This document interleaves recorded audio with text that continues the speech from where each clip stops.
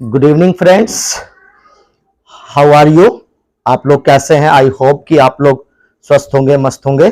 चलिए, आज हम लोग सिंपल प्रेजेंट टेंस के कुछ इंपॉर्टेंट कॉन्सेप्ट डिस्कस करने वाले हैं। जैसा कि प्रीवियस वीडियोस में हम लोगों ने 5 ऐसे कॉन्सेप्ट आप लोगों को बताया था कि जो सिंपल प्रेजेंट पर ही बेस्ड थे, लेकिन आज सिंपल प्रेजेंट टेंस पर आधारित हम लोग कुछ एक्सरसाइज करने वाले हैं।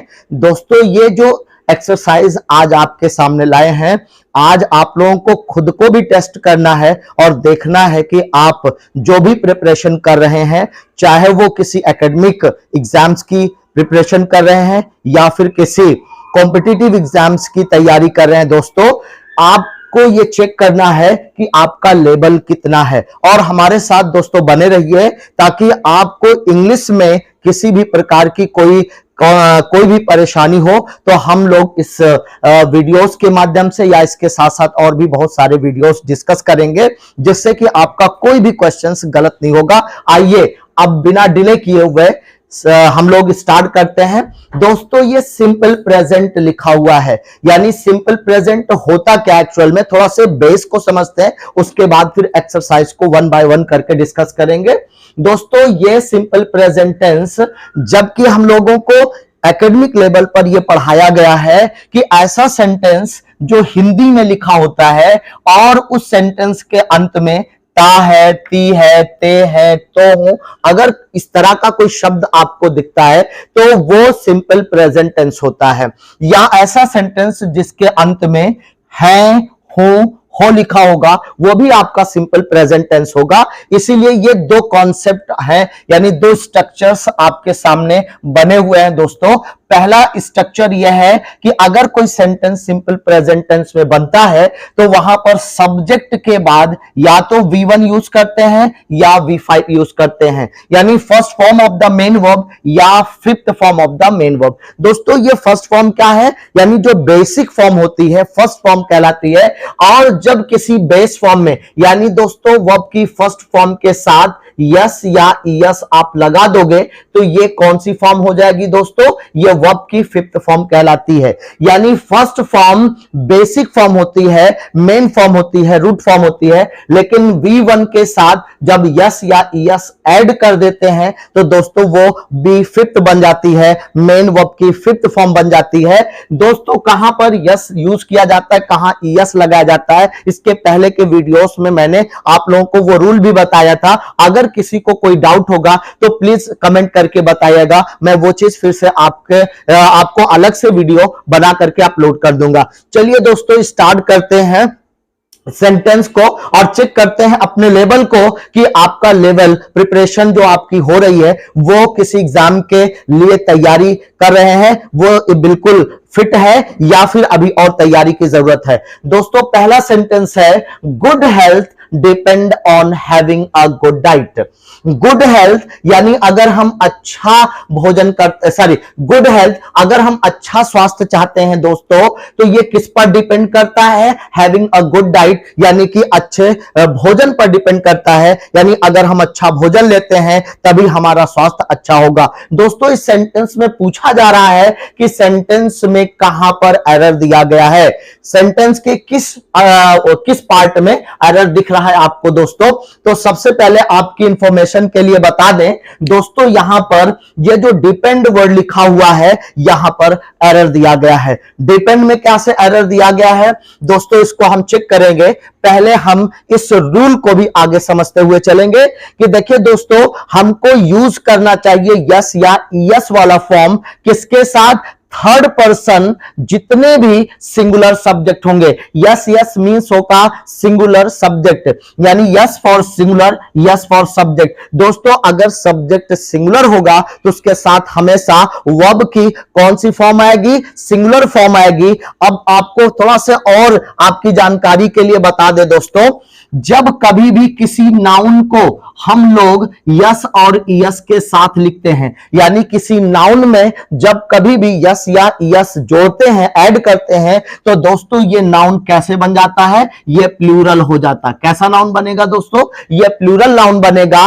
लेकिन अगर किसी वर्ब के साथ, यानी वर्ब की फर्स्ट फॉर्म में यस या यस लगाएंगे तो वो वर्ब कैसी बन जाएगी दोस्तों? सिंगुलर बन जाएगी। कैसी बनेगी? सिंगुलर बनेगी। बहुत सारे बच्चे कंफ्यूज हो जाते हैं कि यस और यस लगाने से सिंगुलर कैसे बन रहा है। दोस्तों यस और यस जब हम V1 के साथ, यानी वर्ब की फर्स्ट फॉर्म के साथ लगाएंगे तो वो सिंगुलर बनेगी। लेकिन अगर किसी नाउन के साथ यस या यस लगाएंगे तो दोस्तों वो क्या नाउन बनेगा?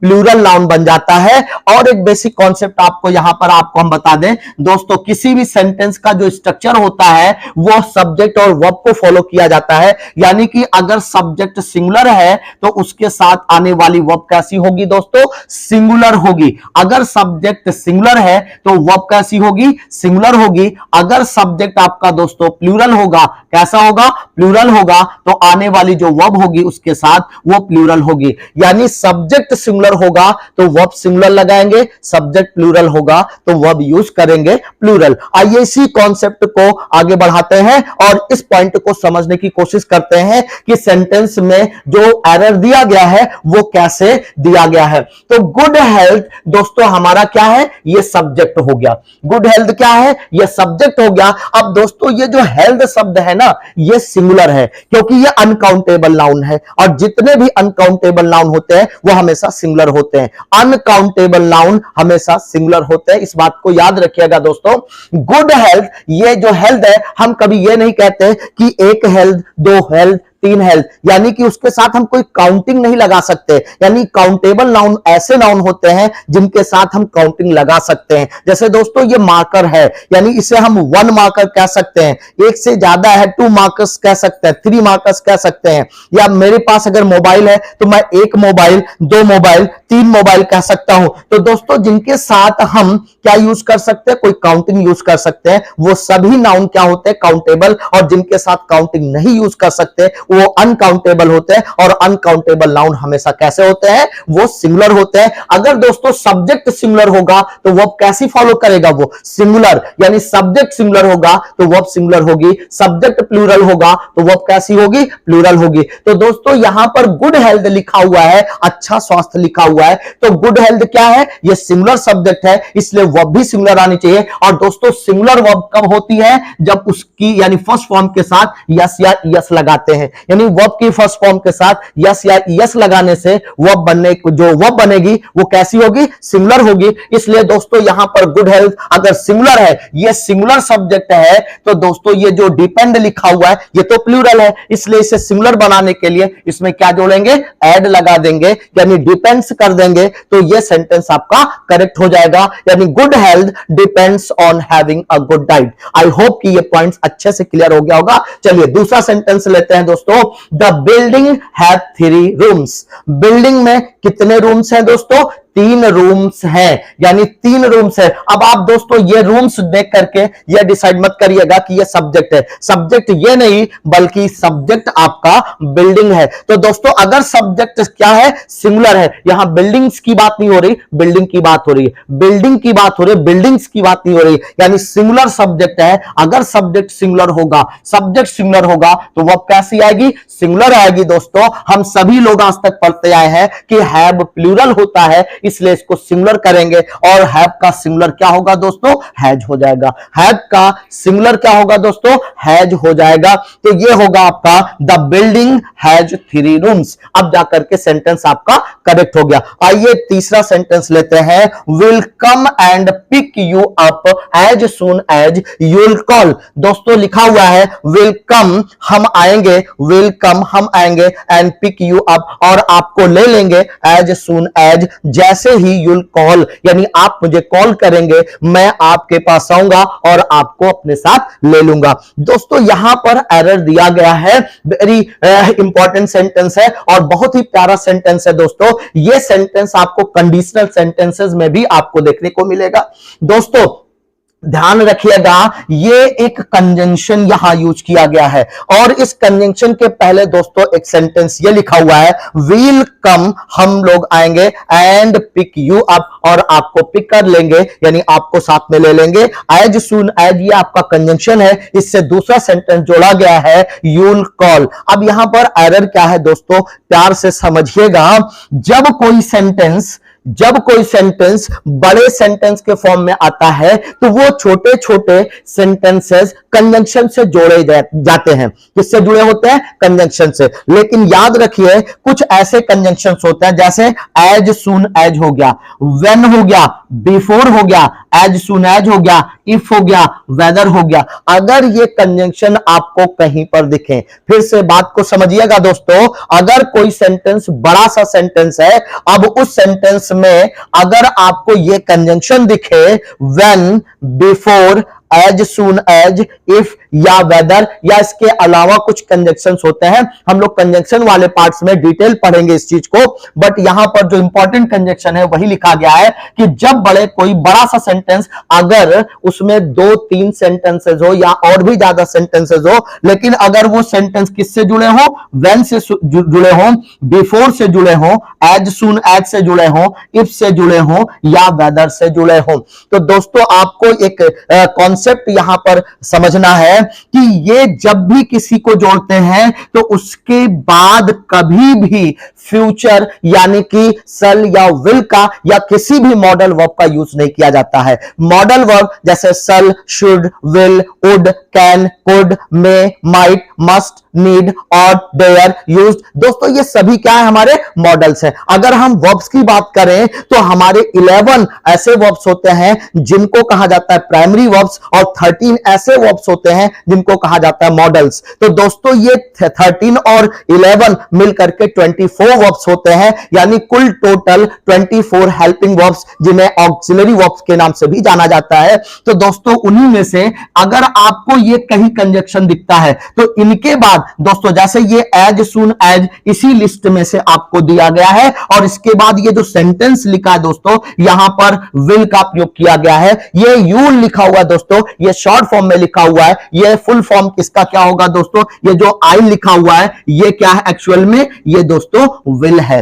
तो यू विल कॉल लिखा हुआ है, तो दोस्तों ये किसके बाद आ रहा है, ये विल कहां आ रहा है, एज सून एज के बाद, यानी कि व्हेन के बाद, बिफोर के बाद, एज सून एज के बाद, इफ के बाद, वेदर के बाद। दोस्तों अगर कोई भी मॉडल्स आपको दिखे तो वो गलत फॉर्म होता है दोस्तों, हमेशा इनके बाद मॉडल नहीं आता है, इनके बाद हमेशा प्राइमरी वर्ब आती है या फिर दोस्तों सिंपल प्रेजेंट का प्रयोग किया जाता है। तो दोस्तों ये सिंपल फ्यूचर है, हम इसे सिंपल प्रेजेंट में बना लेंगे। यू विल कॉल की जगह हो जाएगा यू कॉल, क्या होगा दोस्तों, यू कॉल हो जाएगा, तो सेंटेंस आपका करेक्ट हो जाएगा। पूरा करेक्ट सेंटेंस बनेगा दोस्तों, will come and pick you up as soon as you call. तो आई होप कि दोस्तों ये पॉइंट आपको अच्छे से समझ में आ गया होगा। चलते हैं नेक्स्ट क्वेश्चन की तरफ। नेक्स्ट क्वेश्चन आपका है दोस्तों, 6 + 4 इज मेकिंग 10। आइए दोस्तों इस सेंटेंस को समझने से पहले इसका कॉन्सेप्ट समझते हैं कि we use simple present tense. दोस्तों